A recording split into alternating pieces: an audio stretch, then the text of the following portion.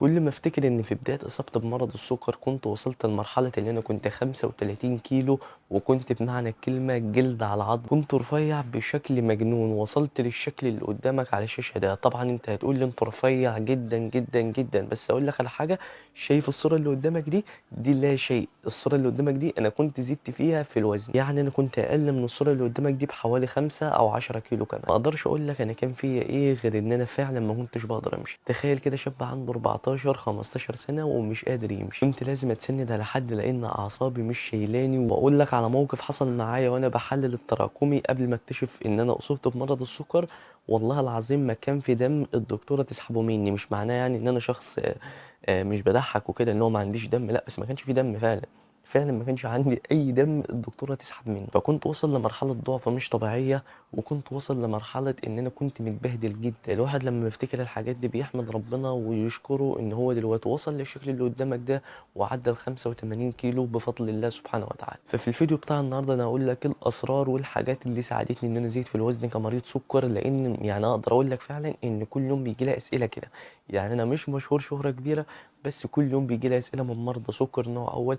عايز ازيد في الوزن، عايز ازيد في الوزن، انا رفيع جدا، انا نحيف جدا، انا سكري مظبوط بس انا نحيف. مع كده بدخل استشارات مع ناس كل يوم، وفي ناس بتطلب ان هي تتدرب معايا اونلاين، والناس دول رفيعه جدا بسبب اصابتهم بمرض السكر، ومهما يعملوا مش بيزيدوا في الوزن. فلازم تتفرج على الفيديو بتاع النهارده، لان انا جايب لك السر الحقيقي للزياده في الوزن كمريض سكر.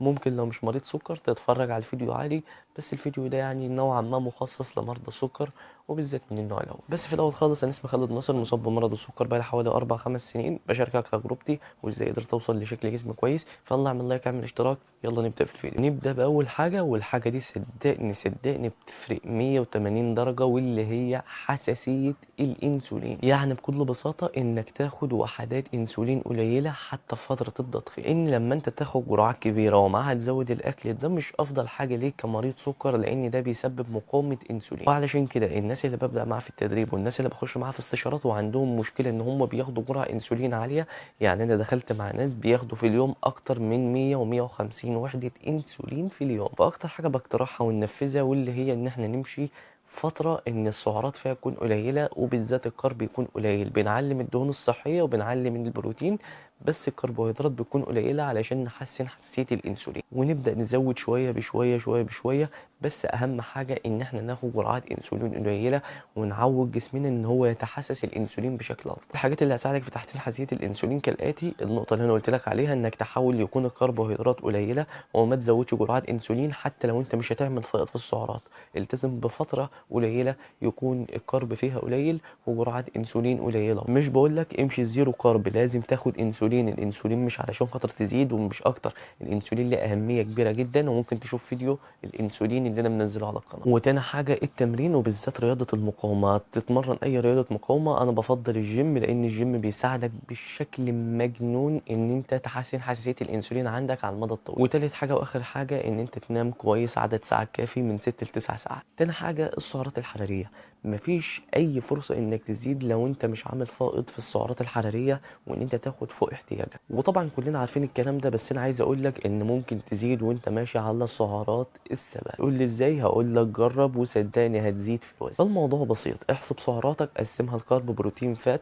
خلي الكارب نوعا ما يكون قليل لو انت حساسية الانسولين عندك مش عالية وعندك مقاومة انسولين، ممكن يبقى عندك مقاومة انسولين وانت رفيع. فالمهم هتعمل كده وتمشي على سعرات ثباتك لفترة معينة، وتشوف رد فعل جسمك. لو هو بيزيد استمر، لو هو مش بيزيد تبدأ ترفع شوية من السعرات عن طريق مثلا الدهون الصحية، او ممكن ترفع من الكارب برضه وترفع مع الانسولين بس بشكل بسيط، ما ترفعش جامد. ممكن كل فترة مثلا كده لو انت مش بتزيد ترفع 100 سعر. انا شايف افضل حاجة لمريض السكر ان هو يكون في فائض من السعرات الحرارية ب 200 لحوالي 400 500 سعرة. انت مش محتاج اكتر من كده. اي زيادة غير كده صدقني مش هتفيدك، وهتزيد نسبة دهون عالية، واحنا عايزينك تكون وحش وتزيد عضلات صافي. والكلام ده عن تجربة، لان انا الحمد لله اتحولت من كده لكده، وانا زايد حوالي 45 كيلو، ولا ضخمت ولا نشفت، ولا تصدقني لا ما تصدقني. انا باكل الاكل اللي نوعا ما فوق احتياجي من السعرات ب 100 200 سعرة، والحمد لله زدت 45 كيلو من غير ما انشف ومن غير ما اضخم. انا باكل الاكل ده والحمد لله زدت عضلات يعتبر صافي. ونخش على النقطة الرابعة، النشاط البدني. لازم تتمرن. التمرين ده هيساعدك بشكل خرافي انك تزيد في الوزن، وبالذات لو انت بتروح الجيم. لازم تروح الجيم وتشتغل حديد حتى لو تتمرن 3 ايام في الاسبوع. انا معايا ناس عندها سكر بتتمرن 3 ايام وبتمرنوا 4 ايام وعاملين شكل كويس. فمش بكتر عدد الايام، المهم انك تنزل تتمرن، لان الموضوع بيفرق بشكل كبير جدا، وصدقني على صحتك النفسيه. فالتمرين مهم جدا جدا جدا على مستوى سكرك وعلى مستوى شكل جسمك وعلى مستوى المدى الطويل في حساسيه الانسولين عندك، وبالذات رياضه المقاومه. ونقطه زياده مع التمرين، ان انت تحاول تكون نشيط على مدار يومك. عارف ان الموضوع ممكن يبان لك غريب، ده انا رفيع هبقى نشيط على مدار يومي، بس اسمع مني، كون نشيط على مدار يومك. حاول تتمشى اغلب الوقت، حاول ما تفضلش قاعد لفتره طويله علشان جسمك يفهم الانسولين بشكل اكبر، فالمغذيات تنتقل كلها ان جسمك يستفاد بيها من الاخر. فكون نشيط على مدار يومك، تتحرك مع تمرينك. وخامس حاجه جرعات الانسولين، اهم حاجه ممكن تكون موجوده في الفيديو. لو انت عملت كل حاجه في الفيديو ده صح ومش بتاخد جرعات انسولين مناسبه، صدقني انت مش هتشوف اي نتيجه. لازم تكون ماشي بمعامل الكارب، لازم تكون بتحسب الكارب وبتاخد جرعه انسولين مناسبه ليه، مش بتاخد جرعات ثابته كل يوم هي ايا كان انت هتاكل ايه. لان في ناس بتفهم الجرعات الثابته بشكل غريب، لان ممكن شخص يكون بياكل نفس الاكل كل يوم زيي، فباخد كل يوم نفس الجرعه، بس مع ذلك انا مش باخد جرعات ثابته، رغم ان انا بعمل كده وماشي كل يوم على نفس الاكل. بس مع ذلك ساعات بيحصل ارتفاع في مستوى السكر، فبضطر ان انا ازود جرعاتي مع جرعه تصحيحيه وكده. فحتى لو انت هتاكل نفس الاكل كل يوم، انت لازم ما تمشيش على جرعات ثابته وتمشي على معامل كرب ومعامل التصحيح. هيفيد في ايه دلوقتي وانت بتتمرن تمرين خرافي وبتاكل على نظام غذائي مش طبيعي وبتعمل كل الاشياء دي، بس سكرك مش مظبوط، سكرك مش مظبوط ومش بتستفيد من المغذيات اللي انت بتاكلها. ولو عايز نصيحه في الجون، خش اتفرج على فيديو معامل الكرب اللي انا نزلته، او معامل الكرب اللي استاذ محمد الهشلان نزله، واتفرج على الراجل ده، لان الراجل ده انا بتعلم منه لحد دلوقتي، وهو راجل ما شاء الله عليه. بس يكون في علمك اي جرعه ممكن تطلع لك على معامل الكرب او اي شيء ممكن يحصل، انت محتاج دكتور، ان انت لوحدك دي مش افضل حاجه واكتر حاجه ممكن تعملها غلط.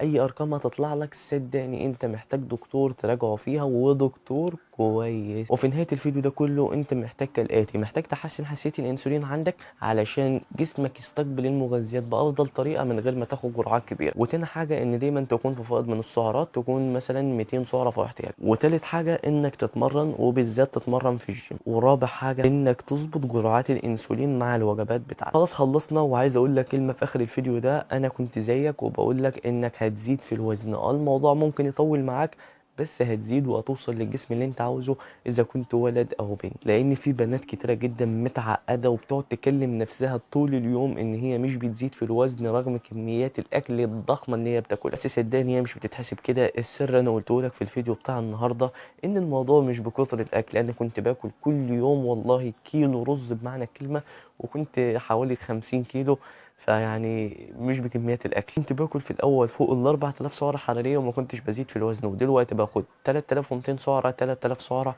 والحمد لله الزياده في الوزن عندي مش كبيره، بس بزيد في الوزن بفضل الله مع الحفاظ على مستوى سكر. فالموضوع مش مستحيل، طالما انا عملت كده انت تقدر تعمل. ولو عايز خطه عمليه تكون مصممه ليك فيها كل الاشياء دي واشياء اكتر، فممكن تبعت لي على رقم الواتساب اللي موجود في الديسكريبشن او على الانستجرام. اذا كنت شخص طبيعي او اذا كنت مصاب بالسكر، هعمل لك خطه كامله متكامله مناسبه ليك ومناسبه لحالتك ومناسبه للشكل اللي انت عايز توصل له. فابعت لي رساله وابعت لك كل التفاصيل، ان شاء الله تكون خفيفه على قلبك. واعمل لايك، اعمل اشتراك، استنى الفيديو الجاي. سلام يا وحش.